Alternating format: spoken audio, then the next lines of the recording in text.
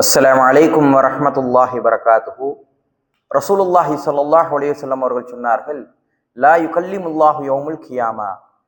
நாளை அல்லாஹ் தஆலா ஒரு மனிதனிடம் பேச மாட்டான். வலா யன்லுரு இலைஹிம், அவர்களை பார்க்க மாட்டான். வலா யுஸக்கீஹிம், அவர்களை தூய்மை செய்ய மாட்டான். வலஹும் அதாபுன் அலீம். யார் இந்த மனிதன்? கண்ணியமான அல்லாஹ்வின் நல்லடியார்களே, ரசூலுல்லாஹி ஸல்லல்லாஹு அலைஹி வஸல்லம் அவர்கள் இது போன்று 12 நபர்களை அறிவித்தார்கள். ஒவ்வொரு ஹதீஸிலும் மூன்று மூன்று நபர்களாக அறிவித்தார்கள்.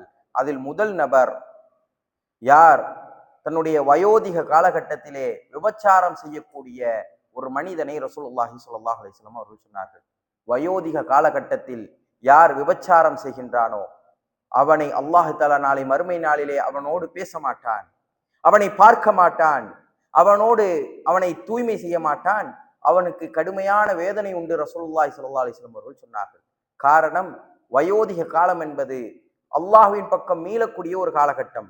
அந்த நேரத்திலே நம்முடைய ரூஹ், நம்முடைய வாழ்க்கை எப்பொழுது முடியும் என்பதாக நினைத்து கொண்டிருக்கக்கூடிய நேரம், அவன் அல்லாஹுவை மறந்து தன்னுடைய தீமையிலே, தன்னுடைய இச்சையை கட்டுப்படுத்த முடியாமல் தன்னுடைய தீமையிலே மூழ்கி அவன் விபச்சாரத்தில் ஈடுபடுகின்றான்.